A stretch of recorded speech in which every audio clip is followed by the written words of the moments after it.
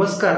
महाराष्ट्राच्या पुढारीमध्ये आपले सर्वांचे सहर्ष स्वागत आहे. या ठिकाणी आपण पाहतोय धनंजय मुंडे अनेक दिवसापासून अनेक सभांमध्ये ते बोलण्याचं टाळत होते, परंतु या ठिकाणी छगन भुजबळ यांची महाएल्गार सभेमध्ये मोठ्या स्वरूपाचं भाषण या ठिकाणी केलेलं आपल्याला पाहायला मिळते आणि त्या माध्यमातून अनेक विरोधकावरती टीकास्त्र त्यांनी सोडलेले पाहायला मिळत आहेत. आणि आज या ठिकाणी नाथ प्रतिष्ठानच्या कार्यक्रमाच्या माध्यमातून पण ते बोलतायत आणि त्यांच्या मनातली खदखद जी आहे तर ती बाहेर काढतायत. तर त्याच्यामध्ये धनंजय मुंडे बोलतायत की 250 दिवसापासून मी या पदापासून मी बाजूला राहिलो, मला कुठलंही गुन्हेगारीचं कृत्य माझ्याकडून झालेलं नव्हतं.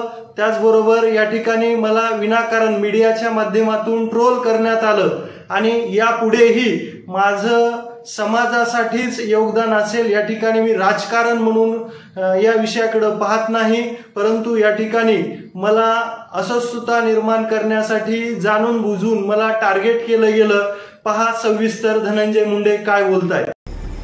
म्हणजे आपल्याला माहिती आहे की आपल्याकडे फार मोठी अतिवृष्टी झाली होती.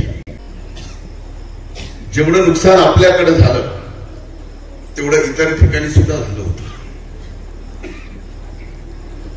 जिल्ह्याला 56 कोटी आले, त्यातले 30 कोटी फक्त या परळी तालुक्याला येते.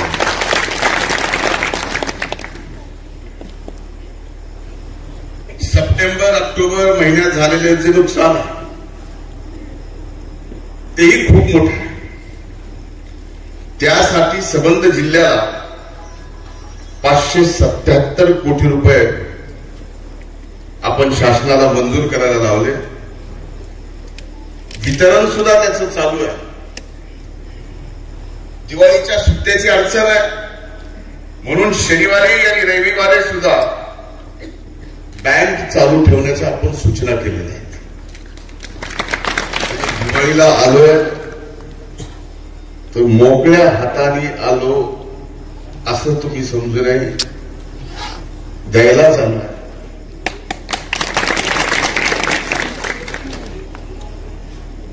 आज एका गोष्टीचा नक्कीच आनंद आहे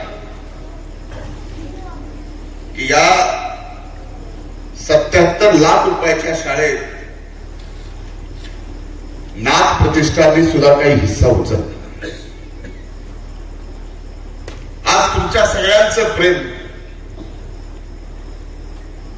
संबंध राज्यभरातून मिळत असलेले आपले आशीर्वाद या मतदारसंघाच्या प्रत्येक माणसाच्या मनात बसायची संधी.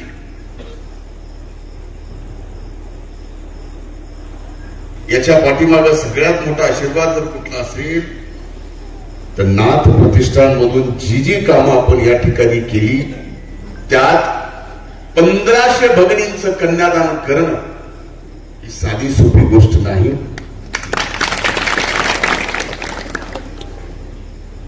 अनेक कार्यक्रमात भाग आणि आज नाथ प्रतिष्ठानच्या माध्यमातून थोडाफार का होईना भार शाळेचा बोदेगावच्या या ठिकाणी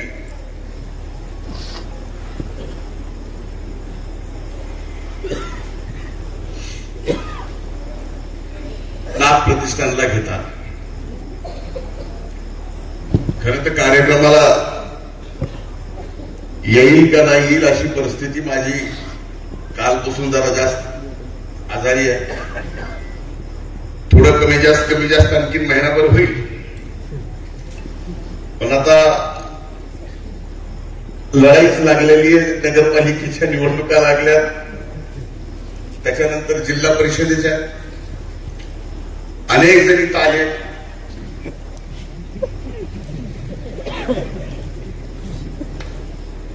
निवडणुका लढायच्या इच्छा आहे. पण मी आज आपल्या सर्वांना शब्द देतो की माझ्यावर तुमचे एवढे उपकार की या विधानसभेच्या निवडणुकीमध्ये उभ्या महाराष्ट्रात तुम्ही इतिहास घडवला. 1,42,000 मताच्या लीडनी मला निवडून दिलं. साधं आहे ते.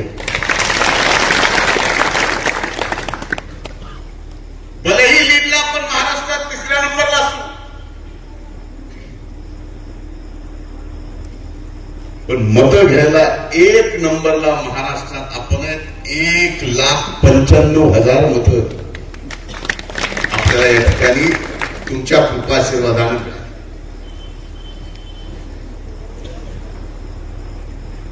एवढा मोठा विजय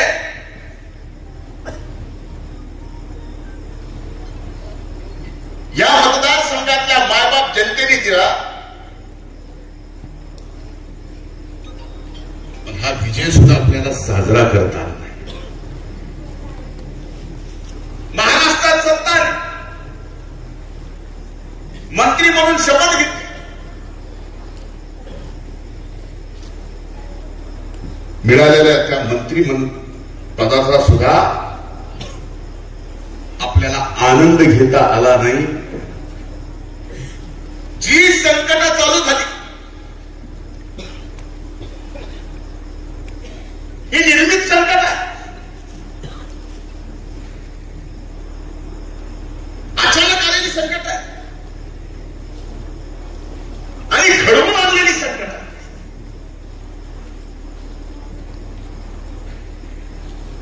आणि घडवून आणलेल्या संकटामधून बाहेर पडायचं काम फार अवघड असतं. मला आठवतं सलग 250 दिवस एका घटनेचा ज्यात माझा काही अर्थार्थी संबंध नाही,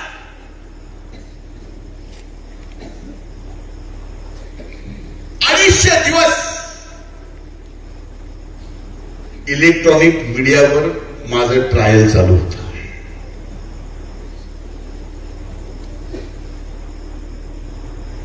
मी कुठल्याही माध्यमाला बोलत नव्हतो. मला काय बोलायला येत नव्हतं अशातला भाग नाही. त्या 250 दिवसात 2दा मरता वाचलो.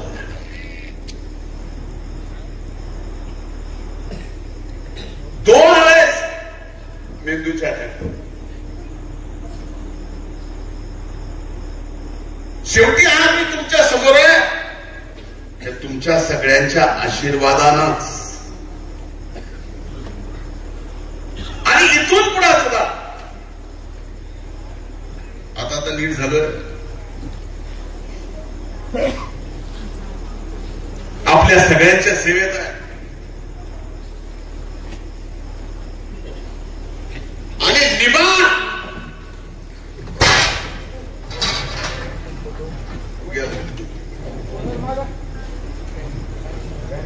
सरकत माझ्या संपले पडलं नाही.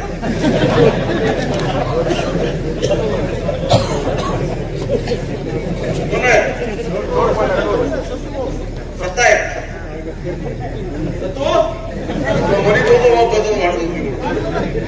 तुला कुठं बी त्या काही समजल्या.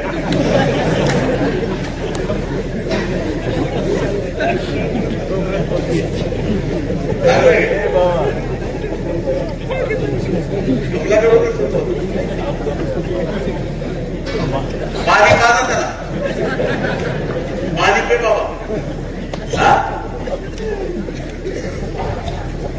गावाच्या बाहेर पडल्यावर शिवाय शिला पण टेकायचं कुठं बी टेकायचं थांब ना. नाही तर संदीपार माणूस आहे त्याला काय होत नाही. प्रत्येकाच्या मनामनातील मातीच्या कणाकणातील आपल्या व आपल्या हक्काची ललकारी महाराष्ट्राचा पुढारी पाहण्यास विसरू नका.